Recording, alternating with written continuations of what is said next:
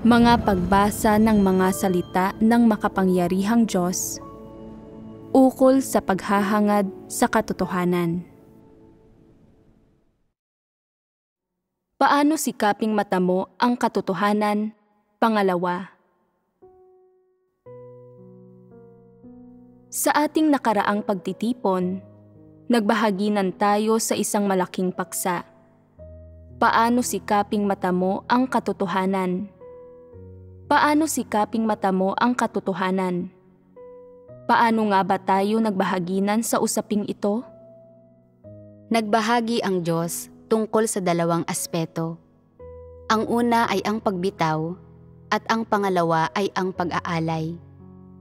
Tungkol sa pagbitaw, tinalakay ng Diyos ang mga negatibong damdamin na umiiral sa tao.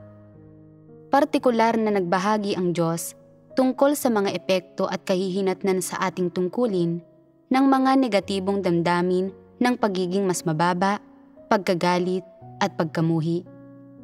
Ang pagbabahagi ng Diyos ay nagbigay sa atin ng ibang pagkaunawa sa kung paano sikaping matamo ang katotohanan. Nakita natin kung paano natin madalas na hindi napapansin ang mga negatibong emosyon na inihahayag natin araw-araw.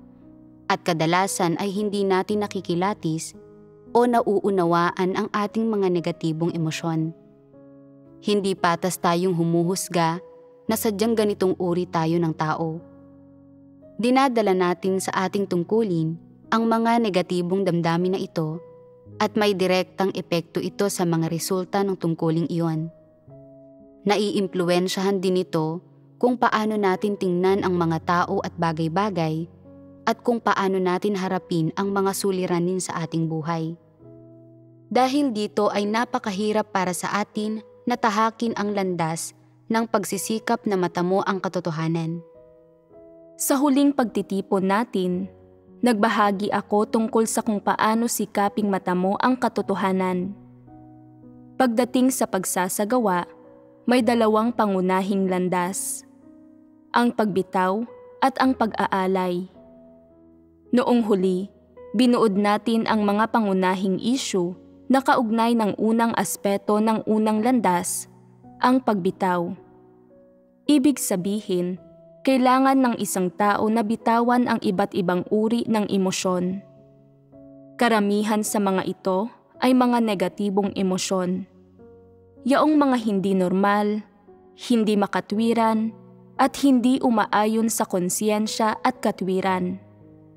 Sa mga ito, ang ating pagbabahaginan ay nakatuon sa mga negatibong emosyon ng pagiging mas mababa, pagkagalit, at pagkamuhi, pati na rin sa ilang pag-uugaling resulta ng pamumuhay sa mga negatibong emosyon na ito, iba't ibang negatibong emosyon na resulta ng ilang partikular na pangyayari o karanasan sa pag-unlad, at mga negatibong emosyon na ipinakikita ng isang hindi normal na pagkatao. Bakit nga ba kailangan bitawan ang mga negatibong emosyon na ito? Sapagkat ang mga emosyong ito, sa objetibong pagtingin, ay nagdudulot ng mga negatibong perspektiba at pananaw sa mga tao na nakaiimpluwensya sa kanilang nagiging paninindigan kapag nahaharap sa mga tao, pangyayari o bagay-bagay. Kaya, ang unang aspeto ng paraang ito ng pagsasagawa, ang pagbitaw, ay nangangailangan na bitawan ng mga tao ang lahat ng uri ng negatibong emosyon. Nitong huli, nagbahaginan tayo tungkol sa mga negatibong emosyong ito. Ngunit bukod sa pagiging mas mababa, pagkagalit, at pagkamuhi na pinagbahaginan natin, syempre, ay mayroong iba't ibang emosyon na maaaring makaapekto sa mga pananaw ng normal na pagkatao. Nakakasagabal ang mga ito sa konsensya, katwiran, pag-iisip at paghusga ng normal na pagkatao, at maaaring makaapekto sa mga resulta ng pagsisikap ng tao na matamo ang katotohanan. Ibig sabihin, ang mga negatibong emosyon na ito ang mga unang bagay na kailangang bitawan ng sangkatauhan sa pagsisikap nitong matamo ang katotohanan. Sa ating pagtitipon ngayon, itutuloy natin ang paksa kung paano bitawan ang iba't ibang negatibong emosyon.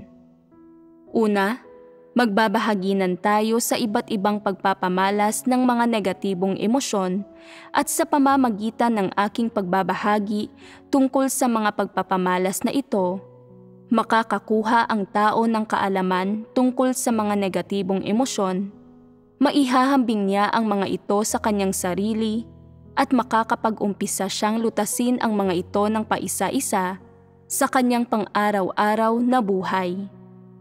Sa pamamagitan ng paghahanap at pag-unawa sa katotohanan at sa pagkilala at sa pagsusuri sa mga negatibong kaisipan at opinyon, pati na rin sa mga hindi normal na perspektiba at paninindigan na idinudulot ng mga negatibong emosyon sa mga tao, makapagsisimula siyang lutasin ang mga negatibong damdaming iyon. Nitong huli, pinag-usapan natin ang negatibong emosyon na depresyon. Una sa lahat, karamihan ba ng mga tao ay nararamdaman ang depresyon? Nauunawaan ba ninyo ang uri ng damdamin at lagay ng kalooban na depresyon at kung ano ang mga pagpapamalas nito? Madali itong maunawaan. Hindi na natin pag-uusapan ng husto ang depresyon, ilalarawan lang natin ang mga pagpapamalas na dulot ng damdamin na depresyon sa mga nananalig at sumusunod sa Diyos. Ano ang ibig sabihin ng depresyon? Ang ibig sabihin nito ay ang pagiging malungkot, pagiging hindi maganda ng pakiramdam, kawalan ng interes sa anumang ginagawa mo, kawalan ng sigla, kawalan ng motibasyon, pagkakaroon ng negatibo at pasibong saloobin sa mga ginagawa mo, at kawalan ng anumang determinasyong magpursige. Kaya, ano nga ba ang ugat ng mga pagpapamalas na ito? Ito ang pangunahing issue na kailangang suriin. Sa sandaling maintindihan na ninyo ang iba't ibang pagpapamalas ng depresyon, pati na ang iba't ibang lagay ng pag-iisip, kaisipan, at saloobin sa paggawa ng mga bagay-bagay na dulot ng negatibong emosyon na ito, dapat ninyong maunawaan kung ano ang mga dahilan ng mga negatibong emosyon na ito, ang ibig sabihin kung ano ang mga ugat na nasa likod ng mga negatibong emosyon na ito na nagdudulot ng mga ito sa mga tao. Bakit nahuhulog ang mga tao sa depresyon? Bakit wala silang nararamdamang motibasyon na gumawa ng mga bagay-bagay? Bakit sila palaging negatibo, pasibo, at walang determinasyon kapag gumagawa ng mga bagay-bagay? Malinaw na may dahilan ito. Halimbawa, nakikita mo ang isang tao na palaging malungkot at pasibo sa paggawa ng mga bagay-bagay. Wala siyang enerhiya, ang kanyang mga emosyon at saloobin ay hindi gaanong positibo o optimistiko, at palagi siyang nagpapakita ng isang saloobin na negatibo, mapanisi at walang pag-asa. Binibigyan mo siya ng payo pero kailanman ay hindi niya pinakikinggan ito. At bagamat kinikilala niyang ang landas na itinuro mo sa kanya ay ang tamang landas at na mahusay ang katwiran mo, wala pa rin siyang sigla kapag gumagawa ng mga bagay-bagay at negatibo at pasibo pa rin siya. Sa malulubhang kaso, sa mga kilos ng kanyang katawan, sa kanyang hugis ng katawan, paraan ng paglakad, tono ng pananalita, at mga salitang sinasabi, makikita mo sa mga damdamin ng taong ito na mayroon talaga siyang depresyon, na wala siyang sigla sa lahat ng kanyang ginagawa at na siya ay parang isang napiping bunga at ang sino mang matagal na makakasama ng taong iyon ay maaapektuhan niya. Ano nga ba ito? Ang iba't ibang pag-uugali, ekspresyon ng mukha, tono ng pananalita, at maging ang mga kaisipan at pananaw na ipinapahayag ng mga taong nabubuhay sa depresyon ay may mga negatibong katangian. Kaya, ano ba ang dahilan sa likod ng mga negatibong pangyayaring ito? Nasaan ang ugat nito? Siyempre, iba-iba ang pinag-uugatan ng pag-usbong ng negatibong damdamin na depresyon sa bawat tao. Ang pagkaramdam ng depresyon ng isang uri ng tao ay maaaring nagmumula sa kanyang palagiang paniniwala na mayroon siyang masamang kapalaran. Hindi ba't isa ito sa mga sanhi? Noong siya ay bata pa, nakatira siya sa probinsya o sa isang mahirap na lugar, ang kanyang pamilya ay hindi mayaman at maliban sa ilang simpleng kagamitan, wala siyang masyadong mahalagang pag-aari. Marahil ay mayroon siyang 1 o 2 set ng damit na kailangan niyang isuot kahit na may mga butas na ang mga ito at karaniwan na hindi siya nakakakain ng masasarap na pagkain kundi kailangan pa niyang maghintay ng bagong taon o ng mga pista upang makakain ng karne. Minsan siya ay nagugutom at wala siyang sapat na maisusuot upang hindi siya ginawin. At ang pagkakaroon ng isang malaking mangkok na puno ng karne ay isang malabong pangarap lamang at kahit ang paghanap ng isang pirasong prutas para makain ay mahirap. Dahil siya ay nabubuhay sa gayong kapaligiran, nararamdaman niya na iba siya sa ibang mga tao na nakatira sa malaking lungsod na may mayayamang magulang at nakakakain at nakakapagsuot ng anumang naisin nila, na agad nakukuha ang lahat ng naisin nila at maalam sa mga bagay-bagay. Iniisip niya, ang ganda ng kapalaran nila. Bakit ang aking kapalaran ay napakasama? Gusto niya na palaging mamukod-tangi at mabago ang kanyang kapalaran. Ngunit hindi ganoon kadaling baguhin ang kapalaran ng isang tao. Kapag isinilang ang isang tao sa gayong sitwasyon, kahit nasubukan pa niya, mababago ba niya ng husto ang kanyang kapalaran at mapapabuti ba niya ito ng husto? Kapag nasa hustong gulang na siya, hinaharang siya ng mga hadlang saan mang dako siya pumunta sa lipunan, siya ay inaapi saan man siya magpunta, kaya palagi niyang nararamdaman na malas siya. Iniisip niya, bakit ba napakamalas ko? Bakit ba palagi akong nakakatagpo ng masasamang tao? Mahirap ang buhay noong bata pa ako at sadyang ganoon talaga iyon. Ngayong ako ay matanda na, mahirap pa rin ang sitwasyon. Gusto ko palaging ipakita kung ano ang kaya kong gawin, pero kailanman ay hindi ako nagkakaroon ng pagkakataon. Kung hindi ako magkakaroon ng pagkakataon kailanman, hindi bale na. Gusto ko lang naman magsikap at kumita ng sapat na pera upang magkaroon ng magandang buhay. Bakit ba kahit iyon ay hindi ko magawa? Bakit ba napakahirap na magkaroon ng magandang buhay? Hindi ko naman kailangang mamuhay ng nakahihigit sa lahat ng iba pa. Gusto kong mamuhay na parang isang taong tagalungsod man lang at hindi mahamak ng mga tao at hindi maging mas mababang klase na mamamayan. Kahit papaano, kung tatawagin ako ng mga tao, ay hindi sila sisigaw ng, "Hoy ikaw, halika rito." Kahit papaano ay tatawagin nila ako sa aking pangalan at kakausapin ng may respeto. Pero hindi ko man lang matamasa na kausapin ako ng may respeto. Bakit ba napakalupit ng aking tadhana? Kailan ba ito matatapos? Noong hindi pa nananalig sa Diyos ang gayong tao, itinuturing niyang malupit ang kanyang tadhana. Ngunit pagkatapos niyang magsimulang manalig sa Diyos at makita na ito ang tunay na daan, iniisip na niya na sulit ang lahat ng paghihirap noon.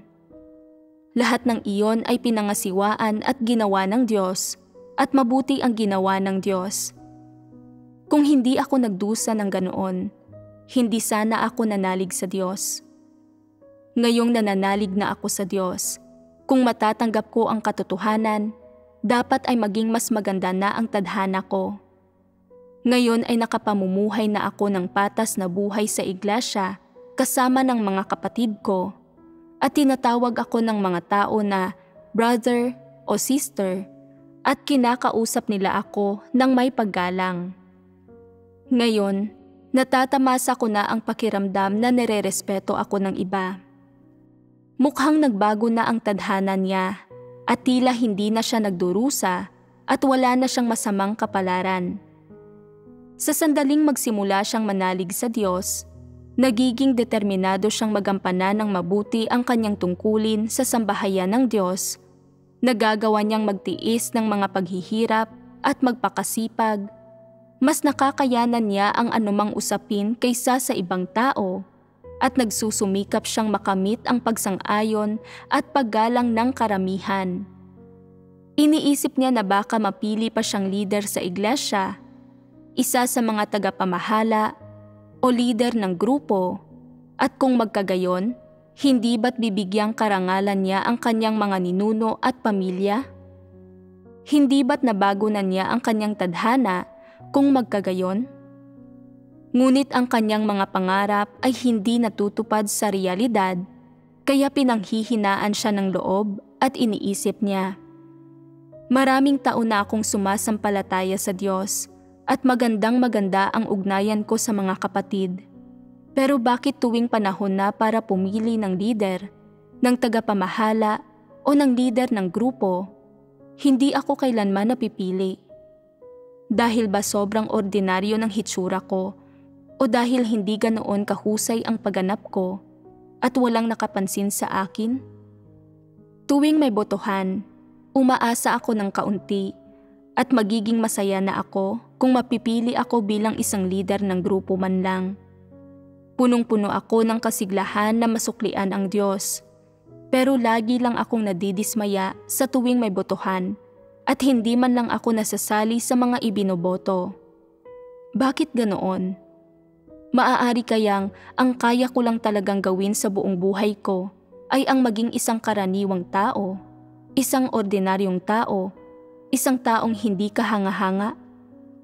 Kapag nagbabalik tanaw ako sa aking pagkabata, kabataan at noong may edad na ako, ang landas na aking tinahak ay palaging napaka-ordinaryo at wala akong nagawang anumang kahanga-hanga.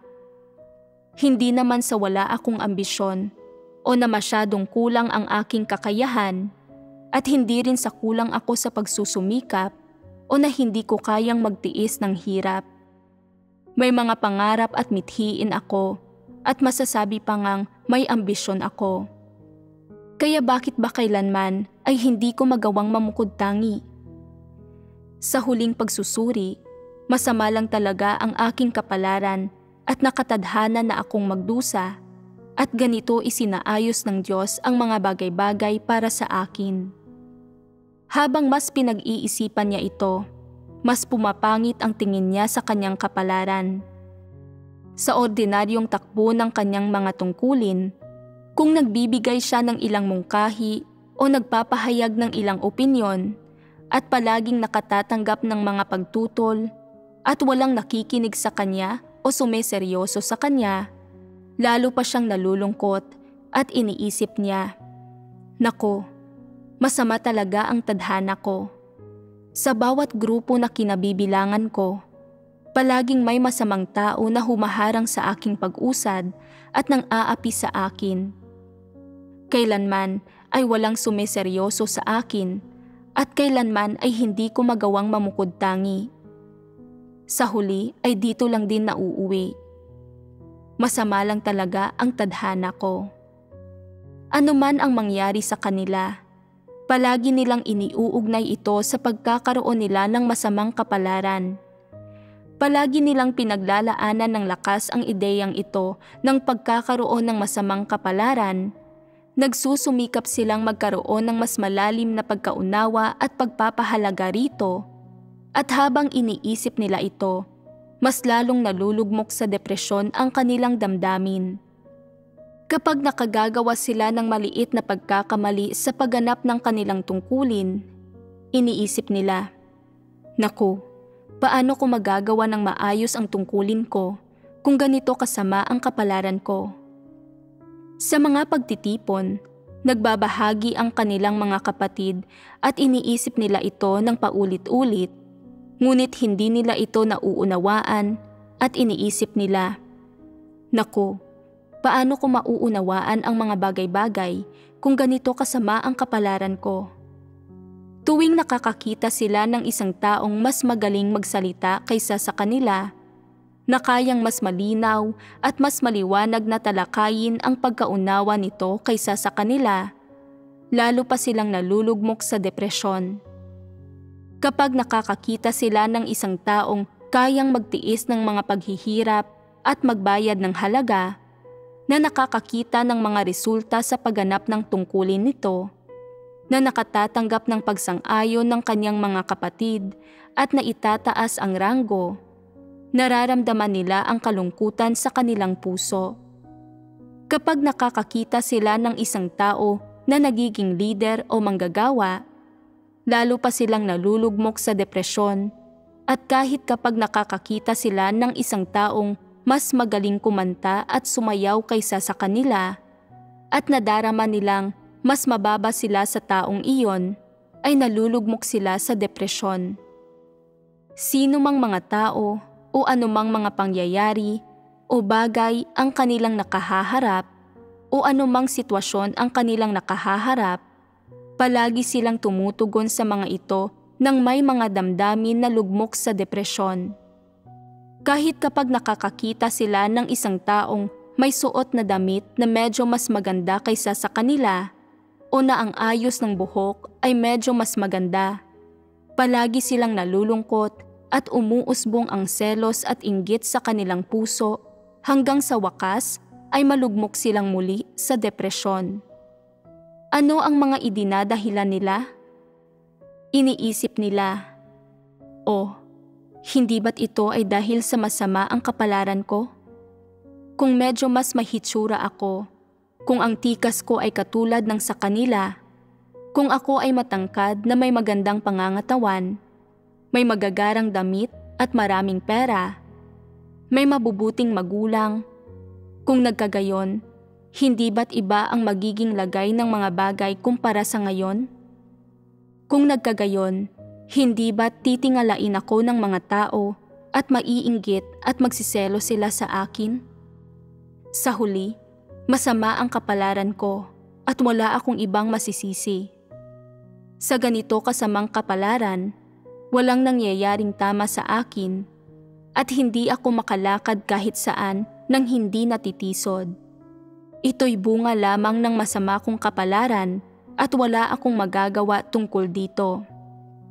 Gayon din, kapag sila ay tinatabasan at iwinawasto, o kapag sinasaway o pinupuna sila ng mga kapatid, o nagmumungkahi ang mga ito sa kanila, tumutugon sila sa mga ito nang may damdaming lugmok sa depresyon. Ano't anuman, kung ito man ay isang bagay na nangyayari sa kanila o ang lahat ng bagay na nasa kanilang paligid, palagi silang tumutugon ng may iba't ibang negatibong kaisipan, pananaw, saloobin at perspektiba na umuusbong mula sa kanilang emosyon na lugmok sa depresyon. Ang mga taong tulad nito na palaging iniisip na mayroon silang masamang kapalaran ay palaging nadarama na parang ang kanilang puso ay dinudurog ng isang malaking bato. Dahil palagi silang naniniwala na lahat ng nangyayari sa kanila ay nangyayari dahil sa kanilang masamang kapalaran, pakiramdam nila ay hindi nila ito mababago kahit anong mangyari. Kaya, ano ang kanilang ginagawa? Nagiging negatibo na lang sila at nagpapakatamad at tinatanggap na lang nila ang kanilang masamang kapalaran. Ano nga ba ang ibig kong sabihin kapag sinasabi kong tinatanggap na lang nila ang kanilang masamang kapalaran? Iniisip nila, iraraos ko na lang ng ganito ang buhay. Kapag ang ibang tao ay pinupungusan at iwinawasto, nagagawang pagnilaya ng mga taong iyon ang kanilang sarili at sabihing, bakit ako pinungusan at iwinasto? Ano ang nagawa ko na salungat sa mga katotohanang prinsipyo? Anong mga tiwaling disposisyon ang aking naihayag? Sapat ba ang lalim at pagkakongkreto ng aking pagkaunawa? Paano ko dapat unawain at lutasin ang mga isyong ito? Nagsasabi sila ng ganitong mga bagay at ito ay isang tao na naghahangad sa katotohanan. Subalit, kapag ang taong may di umano'y masamang kapalaran ay pinungusan at iwinasto, pakiramdam niya ay hinahamak siya ng iba na masama ang kanyang kapalaran, kaya hindi siya nagugustuhan ni numan at pwede siyang iwasto ng sino mang nagnanais na iwasto siya.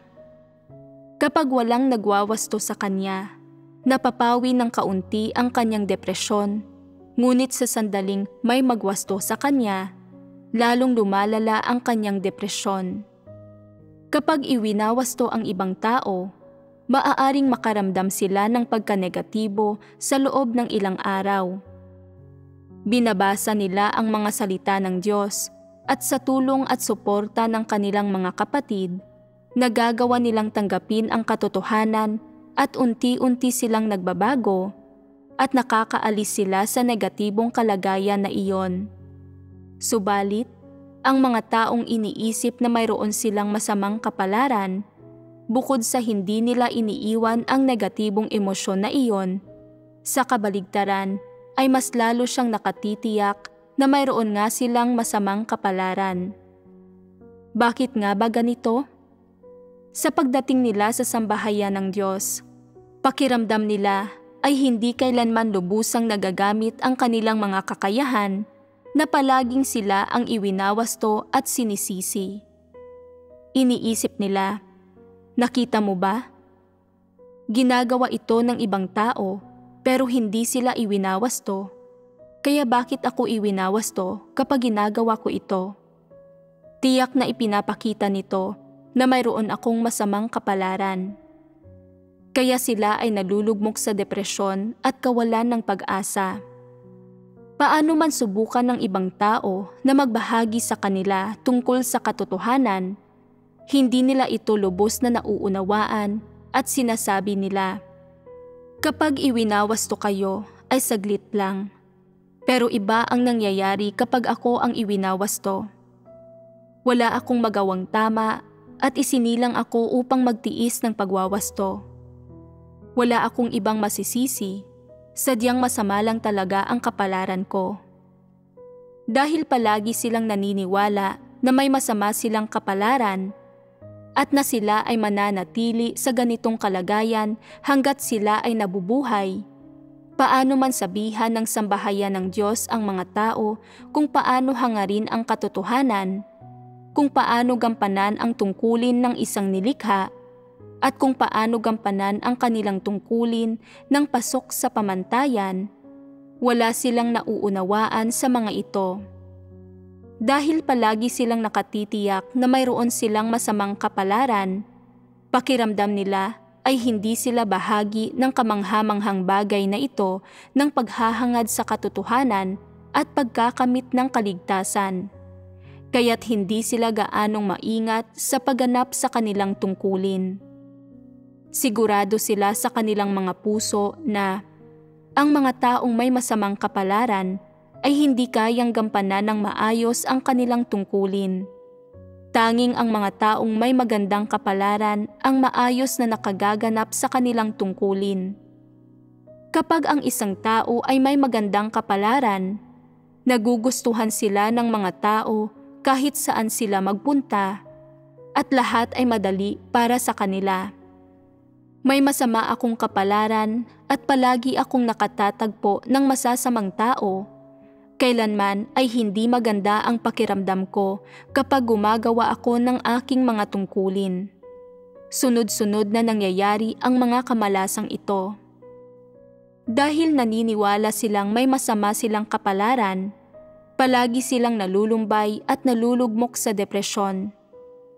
Palagi silang naniniwala na ang paghahangad sa katotohanan ay isang bagay na pinag-uusapan lamang at na ang isang taong tulad nila na may masamang kapalaran ay walang makakamit kailanman sa paghahangad sa katotohanan.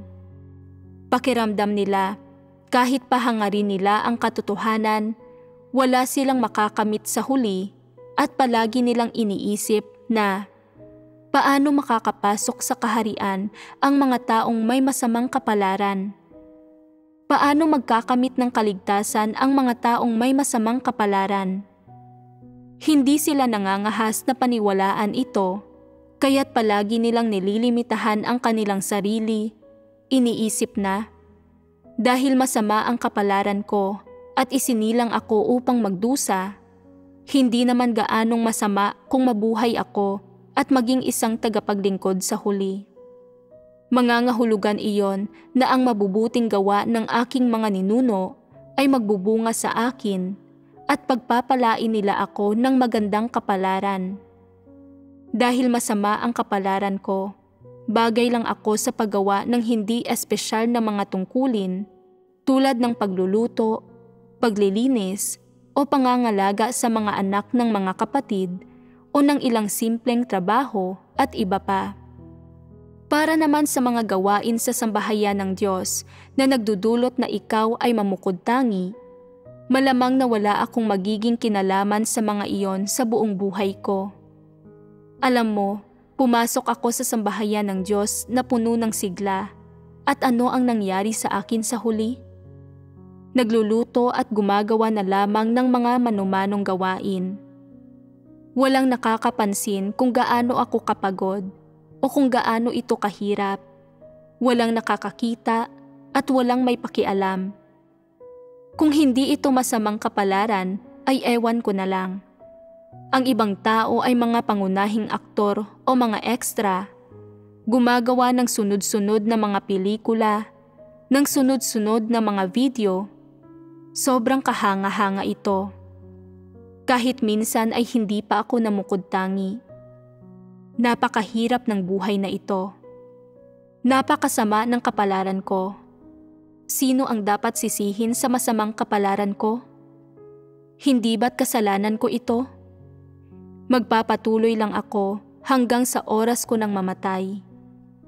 Nalulubog sila ng nalulubog sa negatibong emosyong ito. Bukod sa hindi nila nagagawang pagnilay-nilayan at kilalanin ang kanilang sariling negatibong emosyon, o kung bakit ito nabuo, o kung may anumang kinalaman ba ito sa pagkakaroon ng magandang kapalaran o ng masamang kapalaran, hindi rin nila hinahanap ang katotohanan upang maunawaan ang mga bagay na ito. Sa halip, pikit mata silang kumakapit sa ideyang lahat ng kanilang problema ay dahil sa masamang kapalaran nila. Ang resulta nito ay lalo silang nalulubog sa mga negatibong emosyong ito at hindi na sila makaahon. Sa huli, dahil sa palaging paniniwala nila na may masama silang kapalaran, nalulugmok sila sa kawalan ng pag-asa, namumuhay ng walang tunay na layunin at kaintulog na lamang, naghihintay ng kamatayan. Sa gayon, lalo at lalo silang nawawalan ng interes sa paghahangad sa katotohanan, sa maayos na pagganap ng kanilang tungkulin, sa pagkakamit ng kaligtasan, at sa iba pang mga hinihingi ng Diyos, at lalo pa nga nilang tinututulan at tinatanggihan ang mga bagay na ito. Ginagawa nilang dahilan at batayan ang kanilang masamang kapalaran para hindi hangarin ang katotohanan at hindi magawang kamtin ang kaligtasan gaya ng inaasahan. Hindi nila sinusuri ang sarili nilang mga tiwaling disposisyon o negatibong emosyon sa mga sitwasyon na kanilang kinakaharap at sa gayon ay hindi nila nalalaman at nalulutas ang kanilang mga tiwaling disposisyon. Sa halip, ginagamit nila ang kanilang pananaw sa pagkakaroon ng masamang kapalaran sa kanilang pagtugon sa bawat tao, pangyayari at bagay na nakakaharap at nararanasan nila, at dahil dito ay lalo pa silang nalulugmok sa depresyon. Hindi ba't ganoon nga ang nangyayari? Kaya, Tama ba o mali ang emosyong ito na depresyon kung saan iniisip ng mga tao na may masama silang kapalaran? Mali ito. Paano ito naging mali? Sa palagay ko, medyo radikal ang emosyong ito. Ginagamit nila ang kanilang masamang kapalaran sa kanilang pagpapaliwanag at paglilimita sa lahat ng nangyayari sa kanila. Kapag may nangyayari sa kanila, hindi sila nagninilay-nilay o bumubuo ng konklusyon sa kung bakit lumilitaw ang mga problemang ito, ni hindi sila naghahanap o nagmumuni-muni. Ito ay ganap na radikal at nakalilimitang paraan ng pagharap sa mga bagay-bagay. Paano nga ba nabubuo ang radikal at katawa-tawang paraan na ito ng pagharap sa mga bagay-bagay? Ano ang ugat ng mga damdaming ito na depresyon? Sa palagay ko, ang ugat ng emosyong ito ay na mali ang landas na sinusundan nila at mali ang simula ng kanilang paghahanap. Mayroon silang ilang matitinding pagnanasa. Palagi silang nakikipagkumpetensya at ikinukumpara ang kanilang sarili sa iba. At kapag hindi nila natutugunan ang kanilang matitinding pagnanasa, lumilitaw ang negatibong emosyon na ito na nasa kalooban nila. Hindi pa ninyo malinaw na nauunawaan ang diwa ng isyong ito. Ang pangunahing kadahilanan ay na mali ang kanilang pananaw sa usapin ng kapalaran. Palagi silang naghahangad ng isang magandang kapalaran o gusto nila ng kapalaran na ang lahat ay madali at maginhawa para sa kanila. Palagi silang tumitingin sa kapalaran ng mga tao at kapag nagsimula silang maghangad ng gayong bagay, ano ang nangyayari sa kanila?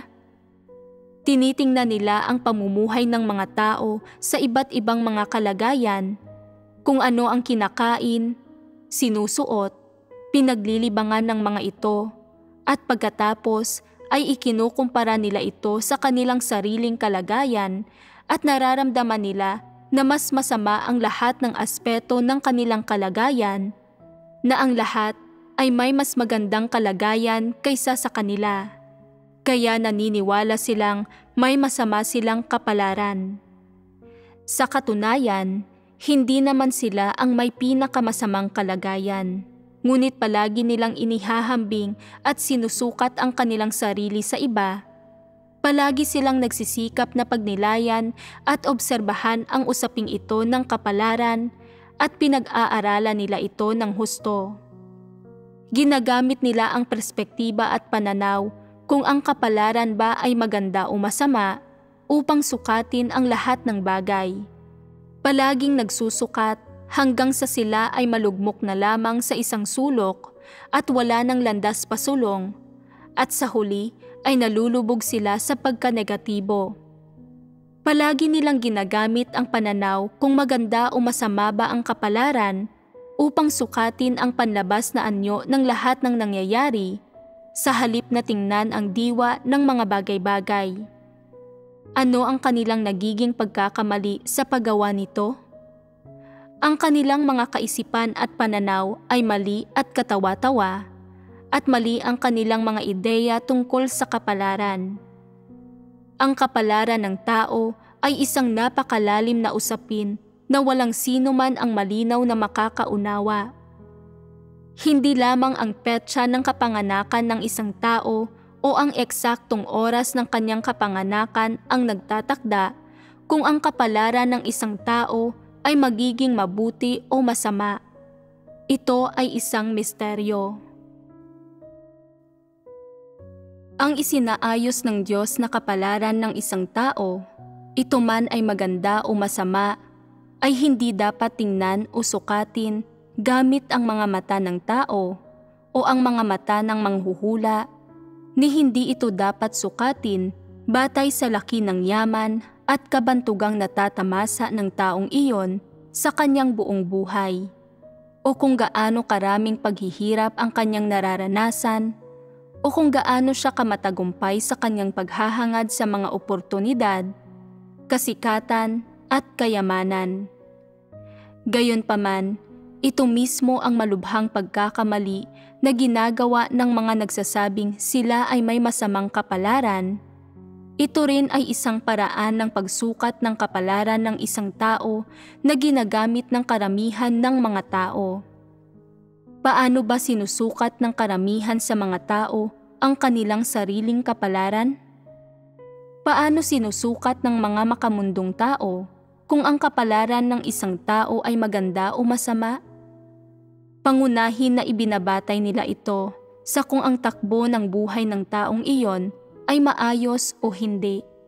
Kung siya ay nakakapagtamasa o hindi ng yaman at kabantugan, kung siya ay nakapamumuhay ng higit na marangya kaysa sa iba, kung gaano siya nagdurusa at kung gaano karami ang natatamasa niya sa kanyang buong buhay, kung gaano siya katagal mabubuhay, kung ano ang kanyang propesyon, kung ang kanyang buhay ay puno ba ng hirap o kaya ay maginhawa at madali. Ang mga ito at iba pa ang kanilang ginagamit upang sukatin kung ang kapalaran ng isang tao ay maganda o masama.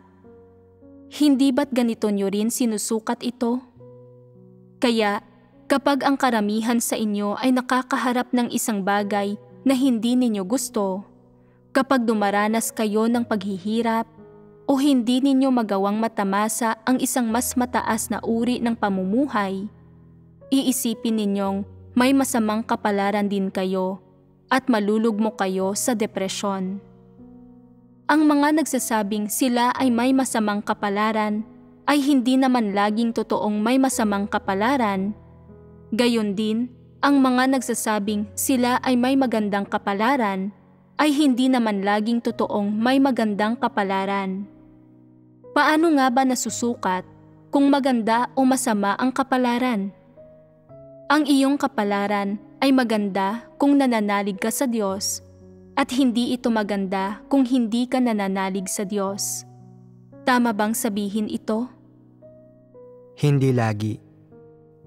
Sinabi ninyong hindi lagi, na ibig sabihin ay may ilang nananalig sa Diyos na totoong may masamang kapalaran at ilang mayroon namang magandang kapalaran.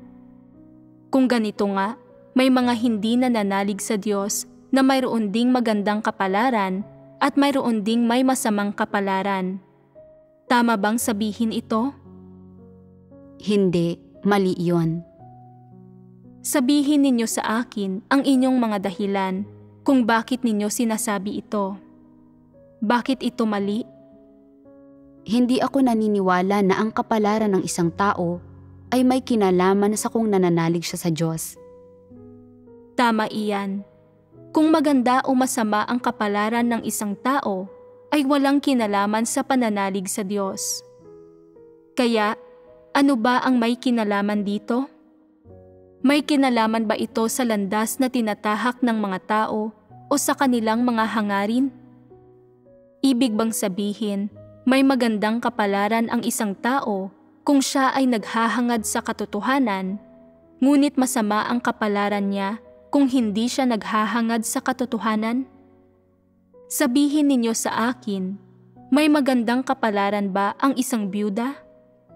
Para sa mga makamundong tao, ang mga byuda ay may masamang kapalaran. Kung sila ay namatayan ng asawa noong sila ay 30 hanggang 40, tunay na may masama silang kapalaran, talagang napakahirap nito para sa kanila. Ngunit kung ang isang byuda ay sobrang nagdurusa dahil sa pagkawala ng kanyang asawa at nanampalataya siya sa Diyos, mahirap pa rin ba ang kanyang kapalaran? Dahil ang mga hindi pa namatayan ng asawa ay namumuhay ng masaya, maayos ang lahat sa buhay nila. Marami silang suporta, pagkain at damit, may pamilya sila na maraming anak at apo, namumuhay sila ng komportable, wala silang anumang hirap o nadaramang anumang espiritual na pangangailangan. Sila ay hindi nananalig sa Diyos at hindi sila mananalig sa Diyos gaano mo man subukang ipalaganap ang ebanghelyo sa kanila. Kaya sino ang may magandang kapalaran? Ang biyuda ang may magandang kapalaran sapagkat siya ay sumampalataya sa Diyos.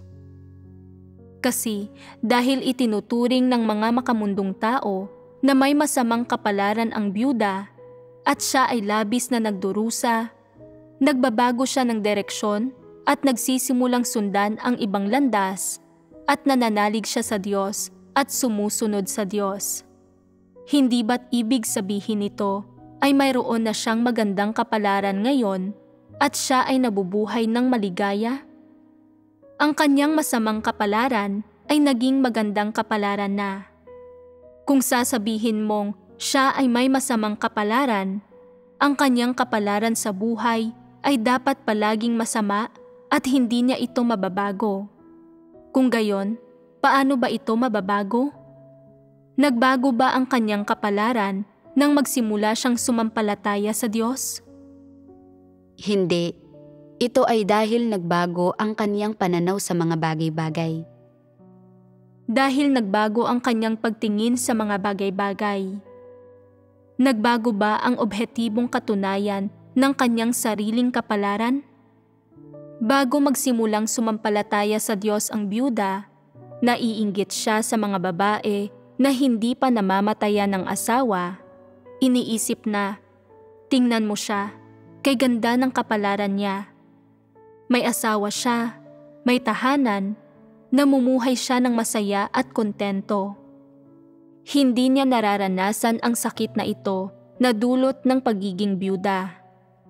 Subalit pagkatapos niyang sumampalataya sa Diyos, iniisip niya, ako ngayon ay nananalig na sa Diyos at pinili niya akong sundan siya at magagampanan ko ang aking tungkulin at makakamtan ko ang katotohanan.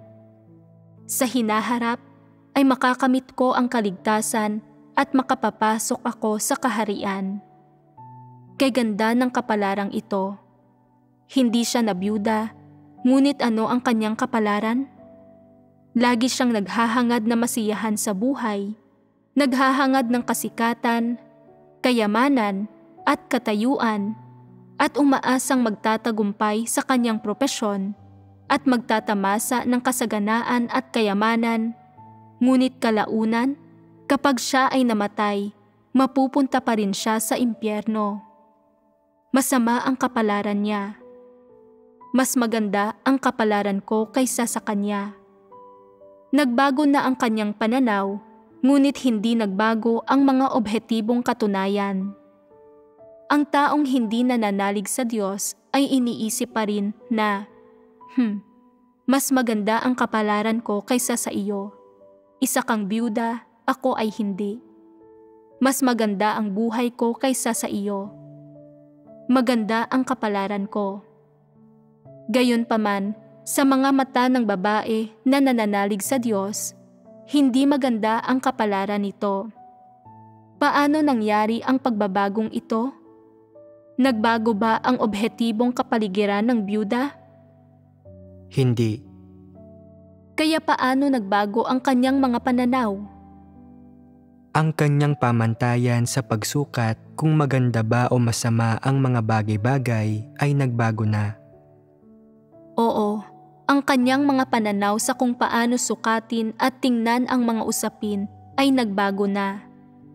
Dati ay iniisip niya na ang babaeng hindi na biyuda ay may magandang kapalaran, ngunit ngayon ay iniisip na niya na masama ang kapalaran nito, at dati ay iniisip niya na masama ang kapalaran niya, ngunit ngayon ay iniisip na niyang maganda ang kapalaran niya. Magkaiba ang dalawang pananaw na ito kumpara dati, ganap na nagbago ang mga ito. Ano ang nangyayari dito? Hindi nagbago ang objetibong mga katunayan at kapaligiran, kaya bakit nagbago ang kanyang mga pananaw sa mga bagay-bagay sa huli? Pagkatapos niyang matanggap ang katotohanan at ang mga positibong bagay, ginagamit na niya ngayon ang mga tamang pamantayan sa kanyang mga pananaw sa pagsukat kung maganda ba o masama ang mga bagay-bagay. Nagbago na ang kanyang mga pananaw sa mga bagay-bagay, ngunit nagbago ba ang aktwal na mga katunayan? ang byuda ay byuda pa rin at ang babaeng namumuhay ng masaya ay patuloy pa ring namumuhay ng masaya. Wala namang naging pagbabago sa aktwal na mga katunayan.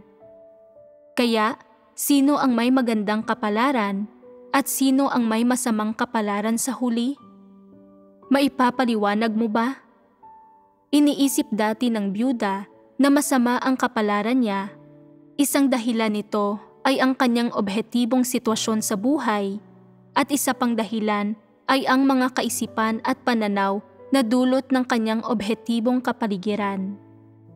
Matapos niyang manalig sa Diyos, sa pamamagitan ng pagbabasa ng mga salita ng Diyos at pag-unawa sa ilang katotohanan, sunod na ring nagbago ang kanyang mga kaisipan at ang kanyang pananaw sa mga bagay-bagay ay iba na. Kaya, pagkatapos niyang manalig sa Diyos, hindi na niya itinuturing ang sarili niyang may masamang kapalaran, kundi bilang isang taong may magandang kapalaran, sapagkat nagkaroon siya ng pagkakataon na tanggapin ang gawain ng Diyos at nauunawaan niya ang katotohanan at nakakamit ang kaligtasan. Ito ay isang bagay na pauna ng itinakda ng Diyos at siya ay lubos na pinagpala.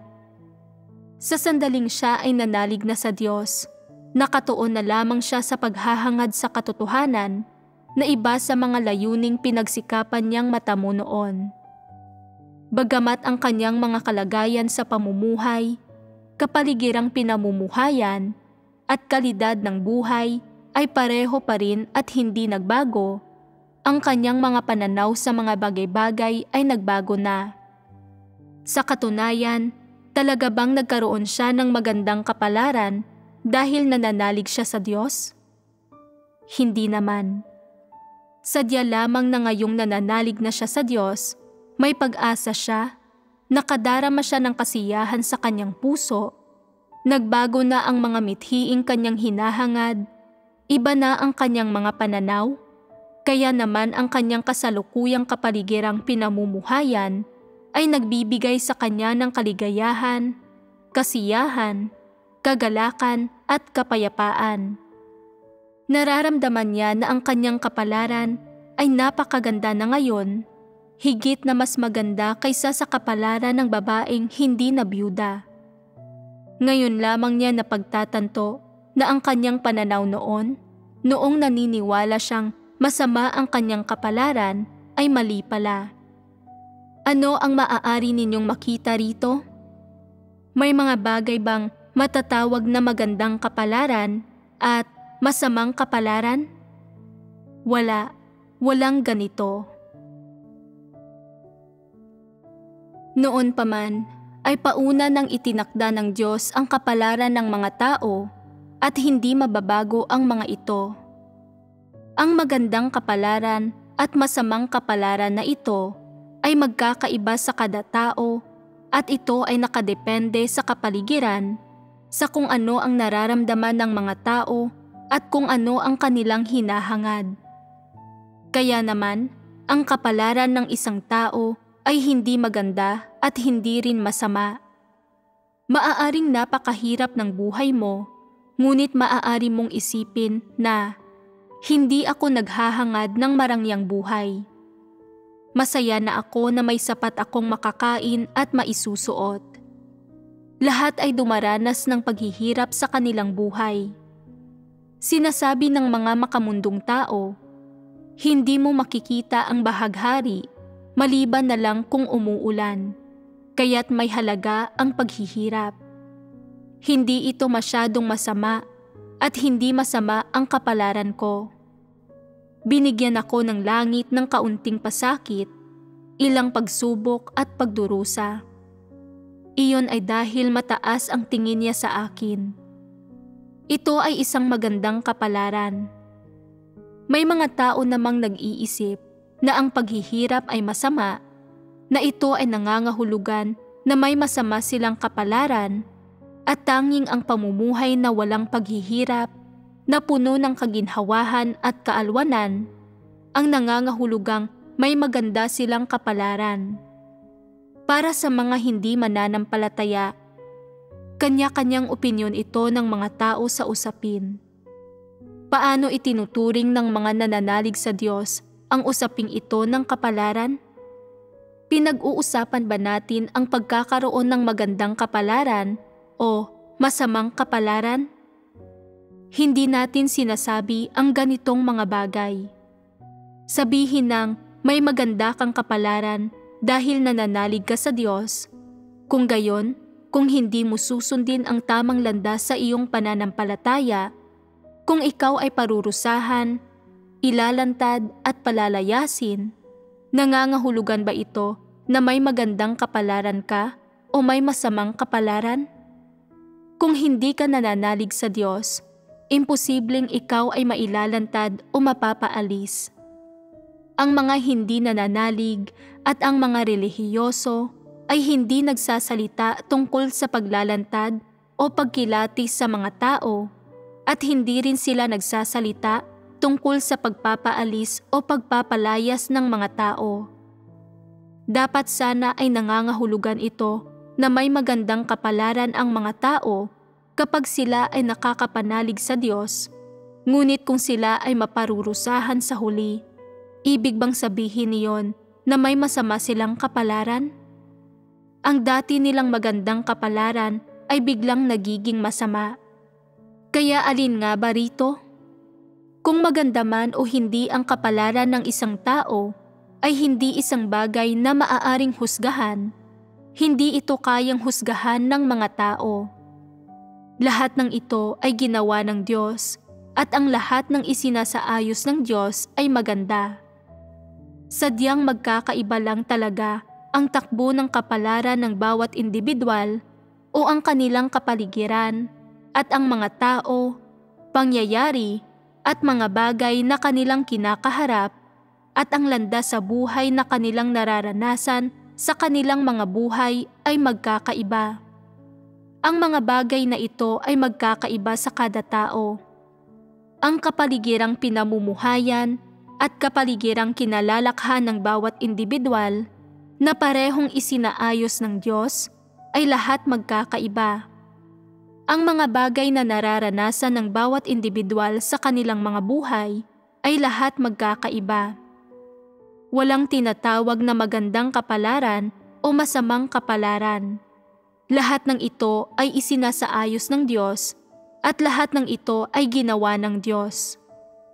Kung titingnan natin ang usapin mula sa perspektiba na lahat ng ito ay ginawa ng Diyos, lahat ng ginagawa ng Diyos ay maganda at tama. Sadya lamang na sa perspektiba ng mga hilig, damdamin, at mga pagpili ng tao, may ilang taong pumipili ng komportabling buhay, pinipiling magkaroon ng kasikatan at kayamanan, ng magandang reputasyon, na magkaroon ng kasaganaan sa mundo, at maging matagumpay. Naniniwala sila na nangangahulugan ito na mayroon silang magandang kapalaran at na ang mabuhay ng pangkaraniwan at hindi matagumpay, palaging nasa pinakababa ng lipunan ay isang masamang kapalaran. Ganito nakikita ang mga bagay-bagay mula sa perspektiba ng mga hindi nananalig at ng mga makamundong taong naghahangad ng mga makamundong bagay at naglalayon na mabuhay sa mundo, at ganito umuusbong ang ideya ng magandang kapalaran at masamang kapalaran. Ang ideya ng magandang kapalaran at masamang kapalaran ay umuusbong lamang mula sa makitid na pangunawa at mababaw na pananaw ng tao sa kapalaran at mula sa mga paghusga ng mga tao sa dami ng pisikal na paghihirap na kanilang tinitiis at sa dami ng kasiyahan at kasikatan at yaman na kanilang nakakamit at iba pa. Sa totoo lang, kung titingnan natin ito mula sa perspektiba ng pagsasaayos at kataas-taasang kapangyarihan ng Diyos sa kapalaran ng tao, walang gayong mga interpretasyon na magandang kapalaran o masamang kapalaran. Hindi ba tumpak ito? Kung titingnan mo ang kapalaran ng tao mula sa perspektiba ng kataas-taasang kapangyarihan ng Diyos, lahat ng ginagawa ng Diyos ay mabuti, at ito ang kailangan ng bawat individual. Ito ay dahil ang sanhi at bunga ay may bahagi sa mga nakaraan at kasalukuyang buhay. Ang mga ito ay paunang itinakda ng Diyos. Ang Diyos ang may kataas-taasang kapangyarihan sa mga ito, at ang Diyos ang nagpaplano at nagsasaayos sa mga ito. Walang magagawa rito ang tao. Kung titingnan natin ito mula sa ganitong pananaw, hindi dapat husgahan ng mga tao ang kanilang sariling kapalaran bilang maganda o masama, hindi ba? Kung kaswal na huhusgahan ng mga tao ang usaping ito, hindi ba't nakagagawa sila ng malaking pagkakamali? Hindi ba't nagagawa nila ang pagkakamali na husgahan ang mga plano, pagsasaayos at kataas-taasang kapangyarihan ng Diyos? At hindi ba't malubha ang pagkakamaling iyon? Hindi ba't makakaapekto ito sa landas na tatahakin nila sa buhay? Makakaapekto ito. Kung gayon, ang pagkakamaling iyon ang magdadala sa kanila sa pagkawasak. Ano ang dapat gawin ng mga tao bilang tugon sa mga pagsasaayos at kataas-taasang kapangyarihan ng Diyos sa kanilang kapalaran? Una, dapat mong hangarin na alamin kung bakit isinaayos ng lumikha ang ganitong uri ng kapalaran at sitwasyon ng pamumuhay para sa iyo, kung bakit kanya pinahaharap sa ilang bagay at pinararanas sa iyo ang mga ito, at kung bakit gayon ang kapalaran mo. Mula rito, dapat mong maunawaan kung ano ang inaasam ng puso mo at kung ano ang kailangan nito. Gayon din ang kataas-taasang kapangyarihan at mga pagsasaayos ng Diyos. Matapos mong maunawaan at malaman ang mga bagay na ito, hindi ka dapat lumaban. Gawin ang sarili mong mga pagpapasya tungkol sa iyong sariling kapalaran, tanggihan, kontrahin o iwasan ito. Siyempre pa, hindi mo rin dapat subukang makipagtawaran sa Diyos. Sa halip, dapat kang magpasakop. Bakit ka dapat magpasakop? Dahil ikaw ay isang nilikha, hindi mo mapapangasiwaan ang iyong kapalaran at wala kang kataas-taasang kapangyarihan doon. Ang Diyos ang nagpapasya sa iyong kapalaran. Pagdating sa iyong kapalaran, wala kang magagawa at wala kang pagpipilian. Ang dapat mo lamang gawin ay ang magpasakop. Hindi ka dapat gumawa ng sarili mong mga pagpapasya sa iyong kapalaran o umiwas dito. Hindi ka dapat makipagtawaran sa Diyos at hindi ka dapat sumalungat sa iyong kapalaran o magreklamo. Siyempre pa, lalong hindi ka dapat magsabi ng mga bagay na gaya ng, "Ang sama ng kapalarang isinaayos ng Diyos para sa akin. Miserable ito at mas masahol kaysa sa kapalaran ng iba." O, "Ang sama ng kapalaran ko at hindi ako makapagtamasa ng anumang kaligayahan o kasaganahan." Ang sama ng pagsasaayos ng Diyos sa mga bagay-bagay para sa akin. Ang mga salitang ito ay panghuhusga at sa pagsambit ng mga ito, lumalagpas ka sa iyong posisyon. Ang mga ito ay hindi mga salita na dapat sambitin ng isang nilikha at hindi mga pananaw o saloobin na dapat taglayin ng isang nilikha. Sa halip, dapat mong kalimutan ang iba't ibang huwad na pagkaunawa, pakahulugan, pananaw, at pagkaintinding ito sa kapalaran. Kasabay nito, dapat magawa mong taglayin ang isang tamang saloobin at paninindigan upang makapagpasakop sa lahat ng bagay na mangyayari bilang bahagi ng kapalarang isinaayos ng Diyos para sa iyo. Hindi ka dapat lumaban at lalong hindi ka dapat malungkot at magreklamo na hindi patas ang langit, na ang sama ng pagsasaayos ng Diyos sa mga bagay-bagay para sa iyo at hindi ibinigay sa iyo ang pinakamainam. Ang mga nilikha ay walang karapatang piliin ang kanilang kapalaran.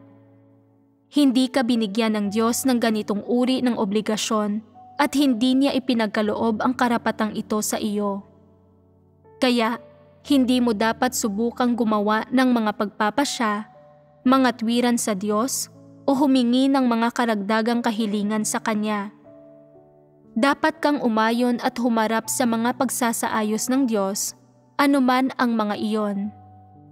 Dapat mong harapin at subuking maranasan at pasalamatan ang anumang isinaayos ng Diyos. Dapat kang ganap na magpasakop sa lahat ng dapat mong maranasan sa pamamagitan ng mga pagsasaayos ng Diyos. Dapat kang sumunod sa kapalarang isinaayos ng Diyos para sa iyo. Kahit ayaw mo sa isang bagay o kung nagdurusa ka dahil dito, kahit nilalagay nito sa panganib at pinipigilan ang iyong kapalaluan at dignidad, basta't ito ay isang bagay na dapat mong maranasan, isang bagay na pinangasiwaan at isinaayos ng Diyos para sa iyo, dapat kang magpasakop dito at wala kang magagawa tungkol dito. Dahil isinasaayos ng Diyos ang mga kapalaran ng mga tao at ang may kataas-taasang kapangyarihan sa mga ito, hindi maaaring makipagnegosasyon sa Kanya tungkol sa mga ito. Kaya, kung matitino ang mga tao at may katwiran ng normal na mga tao, hindi sila dapat magreklamo na masama ang kanilang kapalaran o na ang bagay-bagay ay hindi mabuti para sa kanila. Hindi nila dapat harapin ang kanilang tungkulin, ang kanilang buhay, ang landas na sinusundan nila sa kanilang pagsampalataya, ang mga sitwasyong isinaayos ng Diyos o ang Kanyang mga hinihingi sa kanila nang nanlulumo dahil lamang sa nadarama nila na masama ang kanilang kapalaran. Ang ganitong uri ng depresyon ay hindi simple o panandali ang pagre-rebelde lamang. Hindi rin ito pansamantalang pagpapamalas ng isang tiwaling disposisyon, lalong hindi ito pagpapamalas ng isang tiwaling kalagayan. Sa halip, ito ay isang tahimik na paglaban sa Diyos at isang hindi kontento at tahimik na paglaban sa kapalarang isinaayos para sa kanila ng Diyos. Bagamat maaaring ito ay isang simpleng negatibong emosyon, mas malubha ang mga idinudulot nito sa mga tao kaysa sa mga idinudulot ng isang tiwaling disposisyon.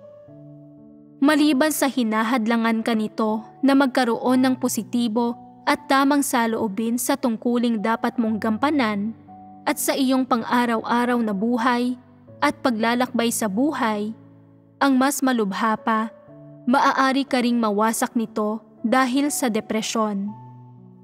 Kaya't ang matatalinong tao ay dapat na magmadaling baguhin ang kanilang mga maling pananaw, pagnilay-nilayan at kilalanin ang kanilang sarili ayon sa mga salita ng Diyos at tingnan kung ano ang nagsasanhi sa kanilang maniwala na mayroon silang masamang kapalaran.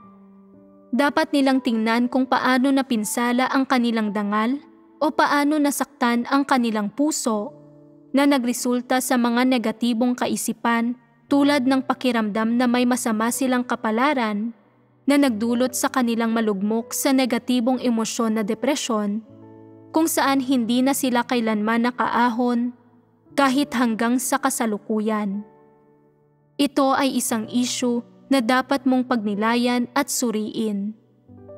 Ang ilang bagay ay maaaring malalim nang nakatatak sa iyong puso o marahil may nagsabi ng masamang bagay sa iyo na sumugat sa iyong respeto sa sarili at dahil dito ay naramdaman mong may masama kang kapalaran at kaya ikaw ay nalulugmok sa depresyon.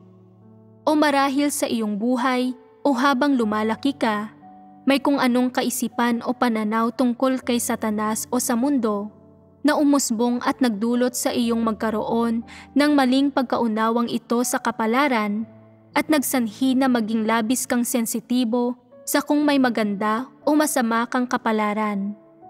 O marahil sa isang punto, pagkatapos mong maranasan ang isang bagay na nakakasama ng loob, naging lalo kang seryoso at sensitibo tungkol sa iyong kapalaran at nag-alab ang iyong damdamin at naging determinado kang baguhin ang iyong kapalaran. Lahat ng ito ay mga bagay na dapat mong suriin. Gayunpaman, paano mo man suriin ang mga bagay na ito, ang dapat mong maunawaan sa huli ay ito.